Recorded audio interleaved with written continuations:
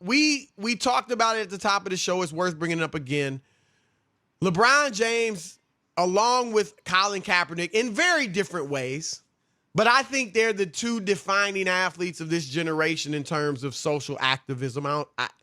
I don't know how that's really debatable, unless there's somebody that's dramatically slipping my mind. And LeBron, there's been reports he was frustrated, and I've talked to people, and he was frustrated with what went on with the Milwaukee Bucks. Not that they boycotted the game, but how they did it without letting the players know.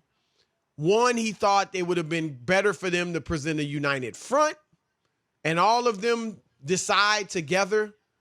And also, and this is legit, LeBron knew also that he's going to be the guy answering the questions. He's going to be the guy with his name attached to this boycott. And I understood that he's the face of the league. But when I saw on Twitter people essentially giving LeBron credit for the boycott, I thought that was wrong. And LeBron is, as I said, he and Colin Kaepernick, and he's done more tangible things, but he and Colin Kaepernick, the defining athletes of this generation in terms of social justice, but it would not be right to characterize LeBron James as the leader of this boycott because it was the Milwaukee Bucks and it was the Raptors and the Celtics who talked about it first. And so, but LeBron knew that he was going to be the guy that had to answer the questions, and he was going to have to be the one to answer to it. And I understand his points, and I think they're very valid, and they make sense. But I stand with the Bucks that sometimes you just need to act. And in acting, Rob, as we brought up, Rosa Parks didn't have a plan. Muhammad Ali didn't have a plan. They just stood on conscience. They stood on principle. And it happens. That's what the Milwaukee Bucks. Yes. Everything doesn't have to be buttoned up and how it's going to look. I think if this was the Orlando Magic out of nowhere, Chris, maybe, you know what I mean? But this happened in Wisconsin, didn't it? Right. This is right. It happened 40 miles away from where they are. Milwaukee is. Yeah. That's what I'm saying in Kenosha. So this makes sense to me. I wasn't like scratching my head going, why is the Orlando Magic having a boycott? Do you know like that? Wouldn't that have been? And I would have respected it though. No, I know, but it would have been. But you would have questioned it a little bit. Would you have not? I don't know. I don't think I would have. And I get what you're saying. I'm just saying taking the lead on Milwaukee, right? I'm just saying taking the lead on it. I understand why this affected the Bucks and why they decided to do something, and they weren't looking to get an endorsement from everybody. You know? Well, and the other thing, Rob, they weren't just sitting there twiddling their thumbs. They were in the locker room on the phone with the attorney general and the lieutenant governor of the state. Right. And as we've said, the players, we've said this before it came out, but the players have, and LeBron has spearheaded this, have gotten the owners to get on board, at least that's what they're saying at this point, with their cause. And they have released, the league and the Players Association released a joint statement today about how the owners are going to work with the players on various initiatives. One of them, Rob, being that they will use their arenas. The owners who have control of their arenas will use them as voting sites. Or if they can't quite be sites, if it's too late past the deadline, they will use them for some type of voting event when it's time, when the time is appropriate, right, for to these attract upcoming people, elections. to get people, yes. right, to get people, whether it's get them registered or whatever it may be. But that is a concrete, tangible thing that came out of this. And so the Bucks, the owners, as we said, Mark Lazary, the owners for the Bucks got the players on the phone with those officials. That shows you the power that they have. They could pick up the phone and all of a sudden the attorney general, you know how hard it is to get the attorney general on the phone, Chris? There you go. Seriously. It's just there not. You go. Yep. Sterling Brown can't call up the attorney general and get him. No. On the phone. And so that was, and the governor of Wisconsin has called for the legislature of the state to meet on Monday to start looking at this police reform bill, and the Bucks have made that public and brought light to that nationally. And hopefully, I tell you what, if that legislature does meet next week and they pass that bill, that is another very strong, tangible thing you can point directly to the players and say they got that accomplished. No doubt. And I think that's what they were trying to do. And that's why, and I know egos get in the way, and you're right. LeBron is the face of the league or whatever. But to me, I think everything doesn't have to be buttoned up perfectly. It just doesn't. That's not the way these things happen. And it's okay. It's okay. If LeBron wants to figure out something or do something and get everybody involved, that's one thing. But I just don't think that Milwaukee had to, and like right. they did a disservice to the rest of the players or anything. And players had a right to do whatever they wanted to do. You said it before it happened, that if that first game wasn't played, that there's no way the other guys played, and we all figured that out. We knew that, right? We got that. All right, and Rob, I thought another thing that got accomplished by the players, the Bucks, and the entire NBA at this point, was that they put the owners, the networks, the corporate sponsors, the commissioner on notice that we will go there. We will go there. When you were married, Rob, I don't know if you ever had, an argument with your wife. Never have an argument. Right, you did. You mean when obviously. You said did you ever not have an argument? Is that what you said? Did you ever not have? But let me not even use that relationship. But sometimes you let a person know, I'll go there. No, I know what you mean. If you push me too hard, I'll go there. You mean and when that I file can make papers them on take her? you a Yes. lot more seriously, right? And so the Bucks and the NBA players have let the league, the owners, the commissioner, the corporate sponsors, the networks know we will go there. And if we go there, meaning walk out, it will have ramifications beyond the NBA. Major League Baseball might join us. That's right. NFL might join us. And NHL. That's the granddaddy of them all. NHL might join us. But if football and Russell Wilson, Rob, said, I don't know if it was today or yesterday, but he said that if the Seattle Seahawks had a football game this upcoming weekend, tomorrow or Sunday, right, they wouldn't play. They would not play. And then Saquon Barkley, of course, of the New York Giants, he came out and said the players may boycott or sit out one game to make a statement. So this thing is reverberated. And once you start doing that in football, Rob, you know you are hitting big money, big business, and you got some powerful people's attention. So I'm all for it. And I'll tell you this. All you need to do, that statement, too, by Jerry Jones, where he said he was considering the change. Remember last year? Compromise, right? Right. All of a sudden, it's a compromise. Before, you wouldn't wear a Cowboys uniform. Am I right? Now you're you know why? Because he already knows Chrissy has no power over the you players. won't wear – think about that. Because most people – and Jerry Jones was thinking this. I'm the owner. You're going to do what I tell you. Yep. If you don't stand, did he say with your hand on your heart? I don't know if he went that far. But if you don't stand for the national anthem, you won't be wearing a Cowboys uniform. And now all of a sudden there's a compromise because he doesn't want to look stupid when half of his team kneels down or the entire team. Now what, Jerry? Am I right? Right. He knows and that shows he has you, no Rob, power, tells you. That shows you the power that these players have. And that's why I applauded what they did so much, the Bucks. Because they said they recognized their power. And they were willing to use it, to wield it on behalf of the masses of African-American people. And again, they're not saying, and we're not saying, Jacob Blake was perfect. They're not saying he wasn't guilty. You don't even have to say that. Right. That's not even the issue. Yes, he deserved his day in court if he was guilty of a crime or he was accused of a crime, charged with a crime. He deserved his day in court. Knife in the car. Hey, what if he had a gun? If he was a registered gun owner and had a gun, that doesn't mean you can shoot him. That's legal. Exactly. That's the other thing, too. They can't even I've tell you seen if a kid recently walk up through by the police with a gun who With had an just murdered 2 people. AK-47, right, or whatever it was, and what happened? He was able to walk through. I mean, they He's didn't viewed feel as a a threat. hero by some. Brian Urlacher. I mean, seriously, yeah, he's viewed as a hero by some, and I'm not overstating it.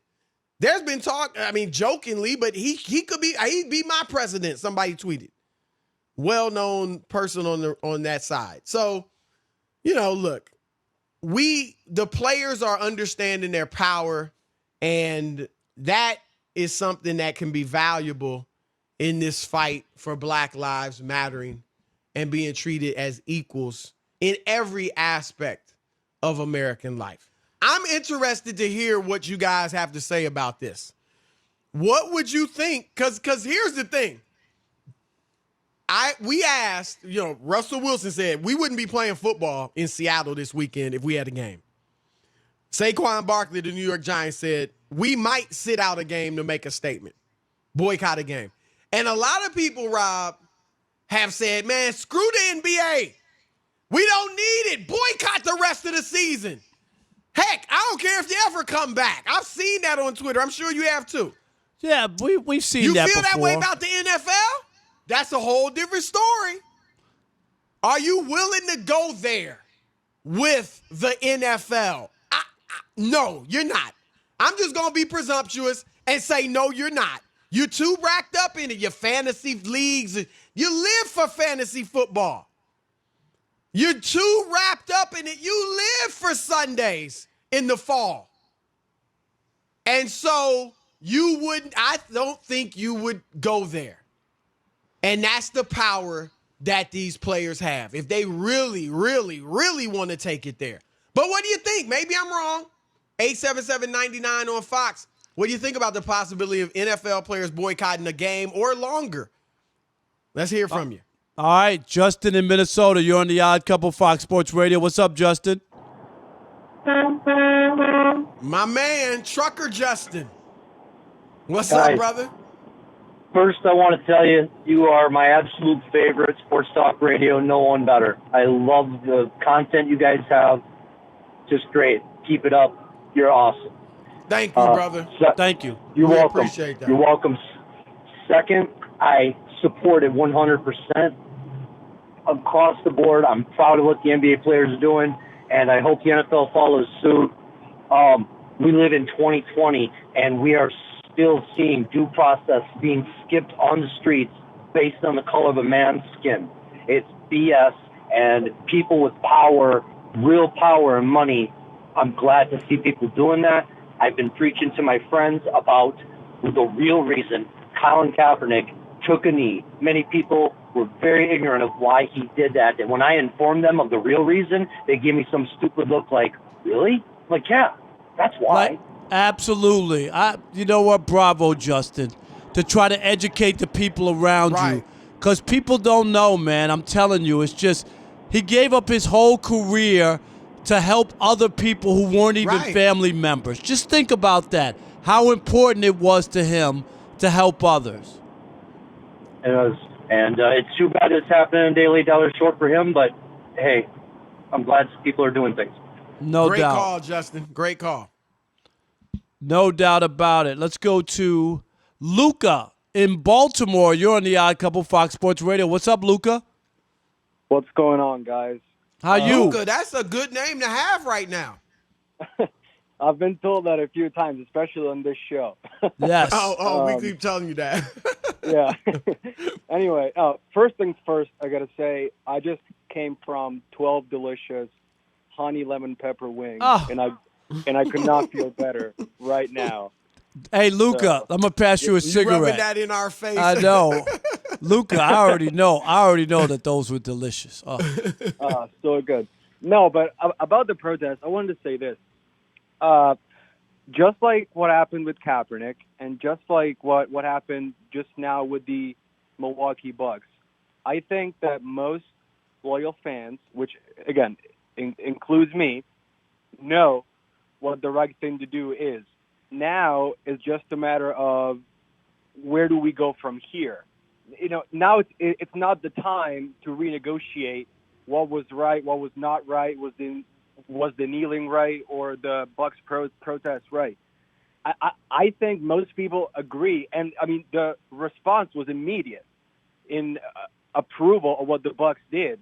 So now the LeBrons of the world and the Russell Wilsons, the leaders in various sports leagues, have to take it from here because they are the ones in a position to really influence. Because I doubt that they will be unheard, unlike a Colin Kaepernick, which he might have been a good quarterback, Great but point. he wasn't a Tom Brady or an No, Aaron I get Rodgers. it. No doubt about it. That his cachet wasn't as big as if it was. If Russell Wilson, Rob, had done what Kaepernick did, yeah, it would have been a he'd totally be in, different. Yeah, right. He'd It'd be a still totally be in the different league. story. It'd probably be a trend. It would have been totally different, as you said. And Luca, thanks for the call. Thank you, Luca. We brought up Rosa Parks. She didn't lead the movement. No. She just was one of the triggers. Yep. And George Hill, nobody's expecting George Hill to lead the movement. That's going to be LeBron, Chris Paul, guys like that if something comes of this. But George Hill just triggered it, and the Milwaukee Bucks. All right, Lex in California. You're on the Odd Couple Fox Sports Radio. What's up, Lex? Hey, how's it going, guys? Doing good. What's up, man? I kind of come at this from a different side. I'm a Republican, and That's fine. I agree that police brutality has gotten out of hand, and that things need to be done about it. I think, though, that coming from the Republican side, I know what happens is when we're trying to fix these things, we need unity from everybody. And when these guys sit out like this, sometimes I think it alienates some of the people that you need to get together so that you can fix these things. And I would personally, I support them if they sit out. I'm not going to lie and say that I wouldn't. I don't have any problem with Kaepernick kneeling. But here's what I'd like to see done is you have a voice, you have a lot of power. How about instead of sitting out, take some time before the games, let's do some interviews. Let's start telling stories so that people that come from the Republican side like me, we know more about what's going on because we only read what's in the news, and sometimes it's not flattering. And I genuinely want to do my part to help this out. And I think that if these guys didn't look, because what happens is Republican people start thinking these guys look like spoiled brats, and I don't think that that's what they're doing. I know why they're doing it, but I'm saying to not alienate that side, maybe use your platform to speak to this side so that we can become united and we can stop this because it's horrible. Hey, Lex, I want to say two things. First of all, so well said. Appreciate your words. And number two, thank you for calling in because we want people from both sides. I'm serious. That is how you solve things. You don't want to beat the drum. That's one of the biggest problems now is people only want to hear what they want to hear. And Lex, you just said it, dude. I'm serious when I say that. Thank you. Thank you for calling in. I'm glad you're not afraid to call in. You know Chris and I won't attack you. We let you speak. Thank you, Lex. For real. I second what Rob said. And look, we've got to get over this Democrats hating Republicans and vice versa. Like you said and Rob said, we've got to have some type of unity.